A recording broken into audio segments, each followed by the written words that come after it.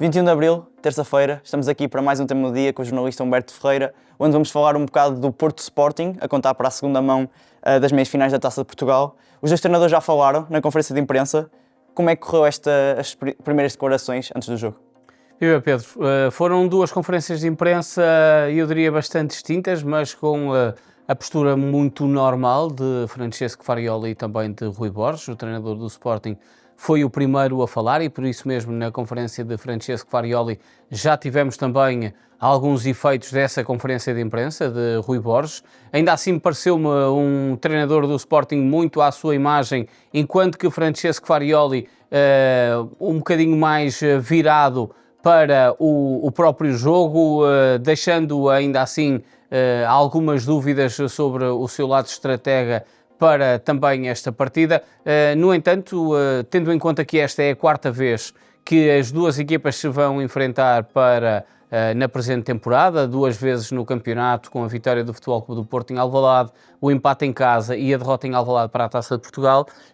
poderia ser algo expectável até que estas conferências de imprensa tivessem o seu quê de quentinhas, porque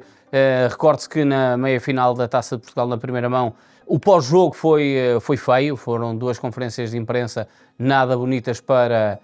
o lado do futebol, porque falou-se muito pouco do jogo e daquilo que as duas equipas tinham feito propriamente no jogo e, portanto, um mês e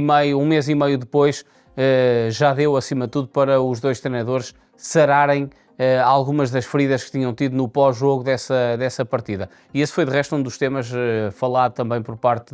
de Francesco Farioli nesta conferência de imprensa. Ainda assim foram duas conferências de imprensa muito prudentes. Os treinadores têm clara noção do momento em que estão na temporada, não só com as decisões de campeonato, mas tendo em vista também a importância deste jogo. Recordo que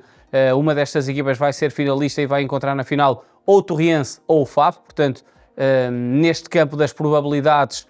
naturalmente qualquer um destas duas equipas que passe para a final, eu diria que é genericamente mais favorita do que Torriense ou Faf na final do Jamor e por isso mesmo é aqui uma espécie de final antecipada e a iminência de um título que faz com que este jogo seja bastante intenso por parte das duas equipas, estando o Sporting na frente da eliminatória e por isso mesmo houve aqui também alguma prudência da parte de Rui Borges na forma como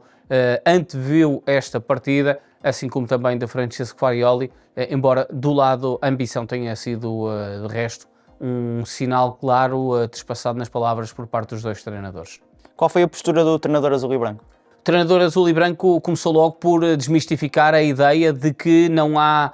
coisas novas a aparecerem entre duas equipas que já se enfrentaram 3 vezes. O treinador do Futebol Clube do Porto foi claro a dar esse sinal e é, curiosamente, a primeira vez que podemos dizer que o Futebol Clube do Porto vai entrar, de alguma forma, em posição de desvantagem, porque no campeonato, no primeiro jogo, o que aconteceu entre as duas equipas em Alvalade, apesar de não ser tido como favorito, a verdade é que o Futebol Clube do Porto ganhou e era um jogo de tábua rasa. No segundo jogo do campeonato, o Sporting corria por trás e sabia que era um jogo muito importante de não perder pontos ou então haver uma espécie de fuga por parte dos Dragões e o jogo terminou empatado. De novo uma tábua rasa com o Sporting a ganhar para a taça na primeira mão e agora o Futebol Clube do Porto sabe que tem neste jogo um tudo ou nada, jogando em casa e por isso mesmo o Francesco Farioli deu mesmo logo a entender na primeira resposta de que este não era um jogo entre duas equipas que não tinham nada a esconder. Portanto, é possível que possamos ver um Futebol Clube do Porto até numa estratégia diferente do habitual. Recordo que o Futebol Clube do Porto habitualmente é muito calculista na forma como ataca, tenta ter ataques prolongados ou então ferir-se com certeza e eu acho que neste jogo frente ao Sporting ficamos aqui com uma clara tendência de que possivelmente vamos ver um Futebol Clube do Porto, além de toda a sua pressão habitual que faz de uma forma muito esticada no campo, a ser possivelmente mais direto, a tentar ser mais acutilante na busca da baliza de Rui Silva e não ser tanto pela certa como é habitual. Portanto, vimos um treinador que sentiu necessidade também de demonstrar isso logo desde o início, deixou de parte qualquer ideia de revanchismo depois depois do presidente do Sporting, no jogo da primeira mão, ter falado de que o Futebol Clube do Porto tinha tido a postura que teve em Alvalade no pós-jogo, pelo facto de sentir que o campeonato podia estar a fugir e estar também fora da eliminatória. O treinador do Futebol Clube do Porto recusou qualquer tipo de vingança nesta recepção ao Sporting. São duas equipas que têm tido conflitos institucionais muito densos ao longo dos últimos meses e do último ano e, portanto, os dois treinadores foram até algo calculistas na forma como abordaram esse tema e Francesco Farioli até quis trazer precisamente uma imagem da primeira volta que não a que estivesse relacionado com o pós-jogo, falou de uma atitude de PP, da atitude combativa de PP nesse jogo. Recordo que foi uma espécie de escudo portista nessa partida, porque foi a seguir a uma falta que o Futebol Clube do Porto considerou não ter sido assinalada sobre o PP, que posteriormente é cometido um penalti que favorece o Sporting e dá a vitória do Sporting. Portanto, não deixa de ser curioso esta leitura quase semiótica do treinador do Futebol Clube do Porto, trazer PP e uma atitude combativa nos últimos lances do jogo em Alvalade para esta partida, quando foi PP que esteve também ali quase como bandeira portista em virtude de uma falta não assinalada, salientando muito o trabalho que o extremo brasileiro tem feito e até salientando o trabalho invisível que o extremo brasileiro tem feito nos Dragões. Sinal claro é que Martim Fernandes vai regressar, foi nota dada por parte do treinador, e quem não vai jogar é Zaidu, também confirmado por parte do técnico portista que está fora das opções. E Rui Borges foi prudente? Rui Borges foi muito prudente e, acima de tudo, puxou dos seus louros. Foi uma conferência de imprensa até mais agressiva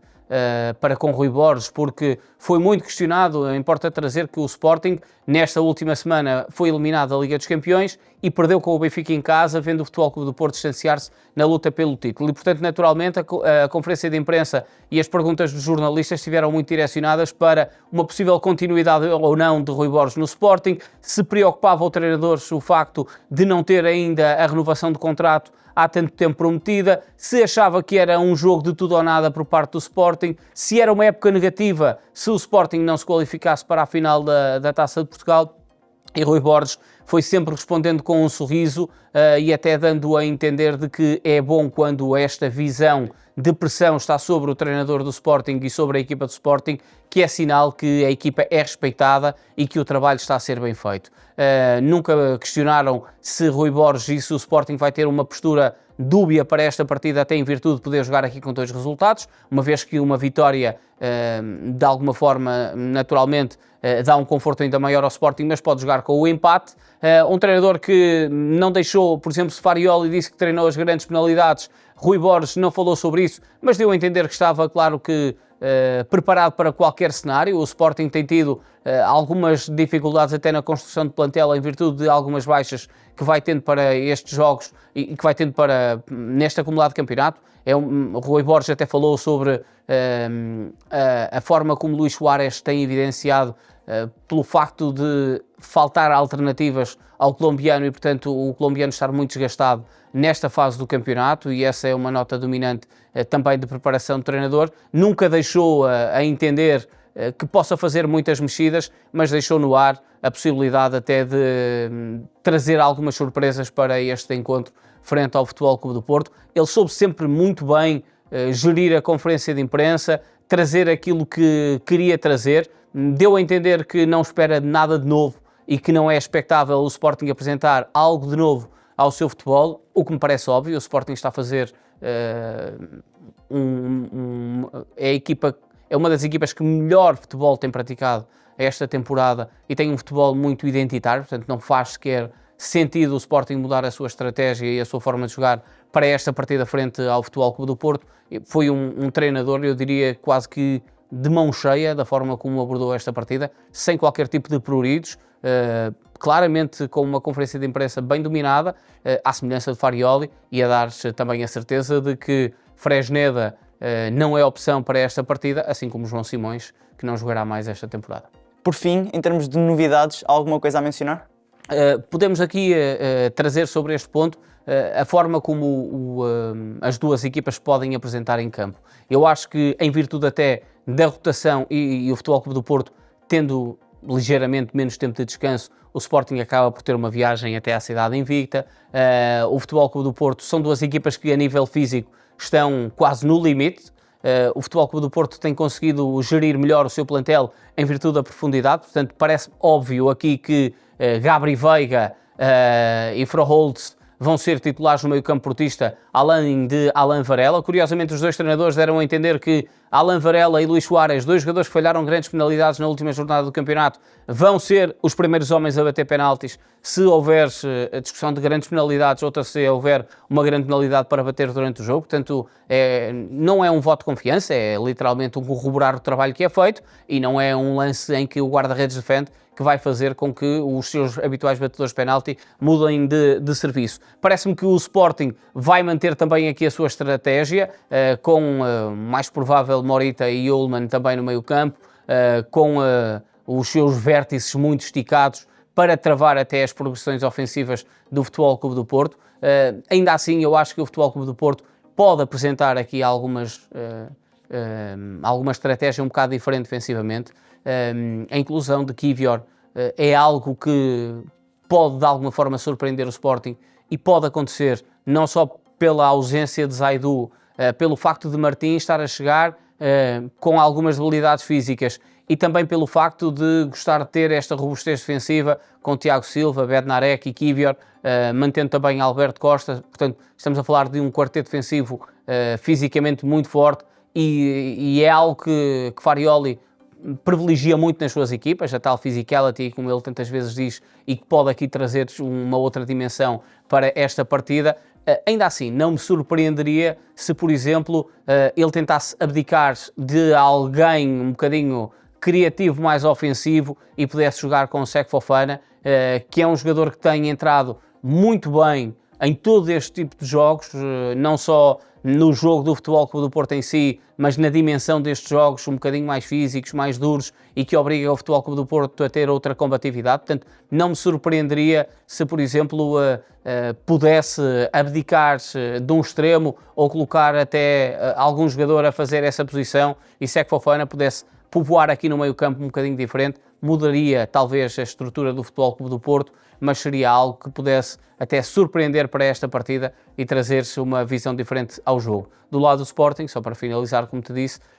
não é muito expectável que Rui Borges mexa na sua estratégia e nas suas escolhas, em primeiro lugar pela ausência de grandes alternativas e em segundo lugar pelos titulares estarem a dar uma resposta enorme. Se quisermos aqui para agitar, Daniel Bragança poderia ser titular, no lugar de Morita, por exemplo, mas não acho que seja algo que, nesta altura, até pela forma como Morita evidenciou-se no derby, que esteja na cabeça do treinador do Sporting. Acho mesmo que a equipa do Sporting vai ser praticamente igual àquela que jogou frente ao Benfica. Obrigado, Humberto. Esta terça-feira não percam mais um episódio do 5-4 e assistam também à entrevista ao Fernando Reis, antigo médio do Porto, que nos falou um bocado sobre o seu percurso e sobre a sua carreira, antes de colocar um ponto final. Fiquem connosco, fiquem com o 0-0.